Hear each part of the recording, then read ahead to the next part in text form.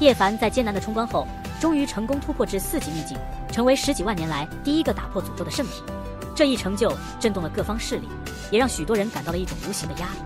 然而，就在叶凡突破的关键时刻，夜空突然被撕裂，一位绝顶高手跨越虚空而来，杀念如潮，画出2尊法身，手持交织出道雨里的重器，向叶凡和神王扑杀而来。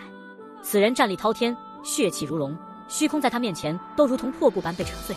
所有人都惊骇不已，来人竟敢同时对叶凡和神王下手，实在是胆大包天。姜太虚虽然已经油尽灯枯，但他的威势依然惊人。他以道法自然、天人合一的境界一震虚空，直接将那名绝顶高手震成飞灰，连其法身和武器都化为尘埃。这一击让所有人都感到窒息，神王的威严无人敢冒犯。然而，紧接着又有一只黑色的大手遮天蔽月，遮挡了所有的月华与星辉，散发出无边的杀意。又一位绝顶高手出手，试图抹杀叶凡和神王，但姜太虚再次出手，以大道轨迹击溃了黑色大手，让星空恢复清明。2大高手的覆灭让所有人都心惊胆战，无人再敢轻举妄动。就在这时，金色的小生灵迎来了第4次天劫。他早已浑身焦黑，伤势严重，但依然在雷光中挣扎。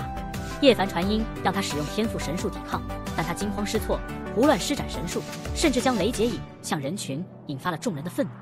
最终，他在第5重天劫中节俭重生，化为一只金色的小麒麟，完成了第3变，却失去了所有记忆。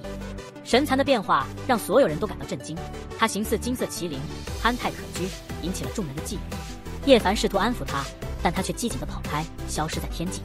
此时，姜太虚宣布叶凡可以与年轻一代生死决战。这一消息引发了巨大震动，许多年轻修士纷纷上前，其中包括金翅小鹏王和夏九幽，他们都对叶凡虎视眈眈，一场大战似乎不可避免。年轻一代的强者们纷纷逼向叶凡，杀意层层叠叠，如浪涛般汹涌而来。所有人都清楚，错过今夜，再想战胜圣体将难如登天。叶凡初入4级秘境，实力尚未稳固，成了众人眼中击杀叶凡的最好机会。叶凡站在虚空中，目光扫过众多年轻强者，他最为关注的是金翅小鹏王和夏九幽，这2人都是年轻一代的顶尖人物，与叶凡早有恩怨。然而，叶凡意外地发现瑶光圣子并未上前，反而平静地站在一旁。就在众人紧张对峙之际，一个黄衣男子突然走出，他不过20几岁，身体精壮，皮肤闪烁着金属光泽。他挑衅叶凡，声称要见识圣体的实力，甚至扬言要将叶凡拍死。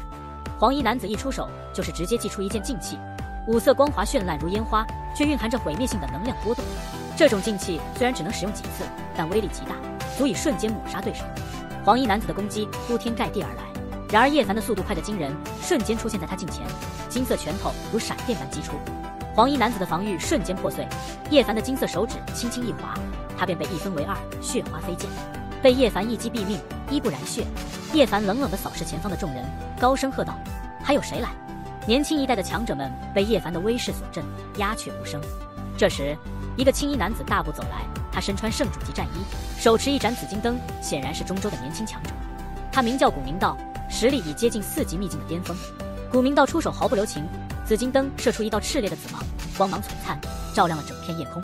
叶凡不慌不忙，指尖捏住一枚寸许长的小剑，轻轻一震，龙纹黑金圣灵剑瞬间放大，化为一柄10丈长的巨剑。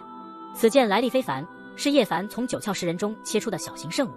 叶凡挥动巨剑，压塌虚空，一剑劈在紫芒之上，将其打得崩碎。随后，他持剑向前逼去，每一步落下都如天庭神鼓轰鸣，让天地震动。古明道全力催动紫金灯，无数道紫霞如瀑布般垂落，将叶凡困在其中。然而，叶凡身畔突然生出一株混沌众青莲，这株青莲轻轻一震，竟将紫金灯的道力完全定住。叶凡如入无人之境，手持龙纹黑金圣灵剑，一步步逼向古明道。古明道惊慌失措，试图收回紫金灯，但已无法控制。叶凡的剑势如虹，一剑斩下，古明道的银色骨盾瞬间破碎，他被震飞数百丈远，坠落在尘埃中。叶凡的剑势未停，继续向前逼去。最终，叶凡一剑将古明道斩飞，一道紫色匹链将他卷走，消失在远空。叶凡扫视众人，平静地问道：“还有谁要斩？”所有人都被叶凡的战力所震撼，年轻一代的强者们沉默不语，唯有朱圣子与朱圣女神色未变。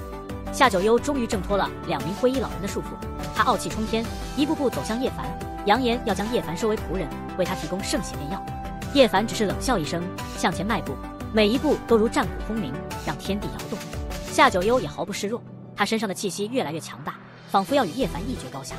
2人对峙的瞬间，叶凡突然展现出仙王领9天的意象，化生出另一个自己，高坐九重天，身绕玄黄母器，如一尊俯视苍生的仙王。这尊仙王探出一只大手，向夏九幽抓去。与此同时，夏九幽也施展出了九幽仙曲，这是一种与神之序曲齐名的可怕道音，曾让无数强者闻风丧胆。众人惊呼，纷纷猜测夏九幽是否与8000年前那位差点成为大帝的盖九幽拥有相同的体质。从夏九幽身上散发出的杀意却如潮水般汹涌，令在场的诸多修士机体皲裂，五脏愈伤，神魂欲毁。九幽仙曲奏响，其音如天崩地裂，杀机无限，让所有人都心胆俱寒。叶凡演化出仙王领9天的意象，化生出另一个自己，高坐九重天，头戴九龙冠，身穿万龙袍，威势滔天。仙王的大手覆盖苍穹，与夏九幽的九幽仙曲激烈碰撞，这一击仿佛100万大军厮杀，穿金裂石，卷动高天，震撼天地。仙王凌晨一步步逼近夏九幽，试图破入他的净土。然而九幽仙躯化成有形的波澜，如大道符文般镇压而下，化作各种仙灵形象斩向叶凡。叶凡如神灵般巍然不动，仙王意象带他出击，双手推动日月而行，将一道又一道神纹打碎。九幽仙曲愈发强大，化成9条大道长河，如同9曲黄河般拥有不可思议的伟力，扫灭一切。仙王与之碰撞，发出惊天动地的巨响，双方都受到不小的冲击。夏九幽的战意愈发浓烈，而叶凡则凭借圣体的无双战力不断破境。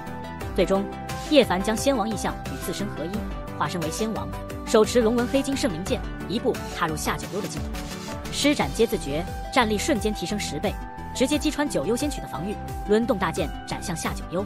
夏九幽惊慌失措，乌金战衣绽放光华，黑色仙剑迎击而上，但依然无法阻挡叶凡的攻击。最终，叶凡一剑抽在夏九幽的臀上，将其抽飞出去。若非乌金战衣的保护，夏九幽早已受伤。这一击让夏九幽气的脸色通红，青丝飞舞。叶凡的强势攻击让所有人都感到震惊。若非乌金战衣的保护，夏九幽早已受伤。叶凡的战力之强，让众人意识到九幽仙曲并非不可攻破。夏九幽冷静下来，身上的乌金战衣更加绚烂，他手中的黑色仙剑仿佛有了生命，剑芒吞吐不定。他消失在原地，与虚空融为一体，化身为神明，挥动仙剑斩向叶凡。万剑齐鸣，成千上万道剑芒如流星雨般落下，每一道剑芒都足以洞穿4级秘境的修士。夏九幽的剑道与天地合一，每一剑都落下一幅道图，威压惊人。叶凡以手中的龙纹黑金圣灵剑横扫，剑气纵横，神光冲霄，与夏九幽的剑道对抗。他的动作虽不快，但每一剑都重如山岳，斩破苍穹。仙王领9天的意象与叶凡合一，让他拥有无坚不摧的力量。叶凡的不灭金身复苏，金色血气冲天，如一尊上古战神，与夏九幽的神之之眼抗衡。夏九幽的神之之眼射出7彩光芒，威力惊人，但叶凡凭借不灭金身和混沌众青莲的保护，依然稳如泰山。他大步向前逼去，夏九幽终于动容，不再自信满满。他意识到，若被叶凡近身，后果不堪设想。夏九幽施展渡劫仙曲，试图以无上神曲压倒叶凡。渡劫仙曲一出，天地失色，日月无光，威力惊人。然而叶凡凭借自身的意象和不灭金身，硬生生顶住了这一击。渡劫仙曲的反噬让夏九幽受伤，他喷出一口鲜血，身体摇摇欲坠。叶凡如彗星般冲到夏九幽近前，将他提了起来。众人惊呼，担心叶凡会对夏九幽下杀手。然而叶凡并未杀他，只是抡起金色的大巴掌，对着夏九幽的屁股一顿狠拍。夏九幽虽被反噬，但依然清醒，又惊又怒，却无法反抗。叶凡的这一举动让所有人都目瞪口呆。夏九幽，这位傲气冲天、睥睨年轻一代的盖世奇才，曾以一曲渡劫仙曲震惊世间，让无数强者为之动容。然而在这一刻，他却被叶凡像对待顽皮孩子一样教训。这种巨大的反差让所有人都目瞪口呆。夏九幽虽拥有无上天赋，足以俯视同辈，但此刻却被叶凡轻易压制，让他情何以堪。叶凡一边轻笑，一边继续教训夏九幽，仿佛在享受这种教训的过程。夏九幽气急败坏，挣扎不已，但因渡劫仙曲的反噬，根本无力反抗。他的挣扎反而让叶凡更加得寸进尺，最终夏九幽的伪装彻底消失，露出真实的面容，原来她是个年幼的少女。这一发现让在场的众人震惊不已。夏九幽的绝美容貌和娇小身材，与她之前展现出的强大气场形成了鲜明对比。众人这才意识到，这位曾让他们敬畏的天才，其实只是一个13、14岁的小女孩。她的傲气和强势，反而让众人觉得更加不可思议。最终在江云和2名灰衣老人的劝说下，叶凡放开了夏九幽。夏九幽虽然被教训得痛哭流涕，但依然不服气。被灰衣老人带走后，他愤怒的叫喊声还在夜空中回荡。叶凡站在夜空下，月华洒在他身上，显得宁静而祥和。他刚刚击败了夏九幽，展现出的战力让所有人都心生忌惮。金翅小鹏王、瑶光圣子、姬家神王体等年轻一代的顶尖人物都选择了沉默，没有人敢在这个时候挑战叶凡。叶凡清楚地意识到，他的前路充满了烽烟障眼。虽然没有人敢在这个时刻与他一战，但他知道未来必将有连天大战，而那些大战将是生死对决。他明白自己必须尽快进入化龙秘境，这样才能在年轻一代中无人能敌，甚至可以横扫天下。中州的诸多教主也在暗中忧虑，圣体出城的叶凡已经展现出如此强大的威势，他们担心未来的叶凡将成为一个难以抗衡的存在。然而他们也清楚，绝代神王姜太虚已经油尽灯枯，无法再保护叶凡太久。大战结束后，叶凡成为了众人关注的焦点，诸多修士纷纷前来拜访与结交，希望与他建立关系。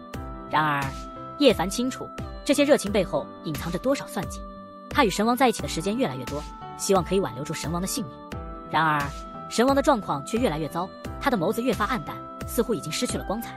风族的凤凰始终没有出现，这让叶凡并不意外。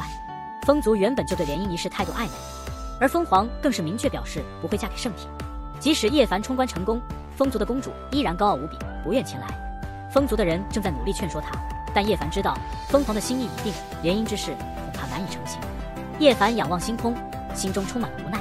100年的隐世修炼对他来说太过漫长，他渴望自由，渴望在这个时代闯出一片天地，而不是被困在风族的安排中。然而他也清楚，风族的计划或许是对的，忍得100年孤独，换得万载鼎盛。只是他真的能够等那么久吗？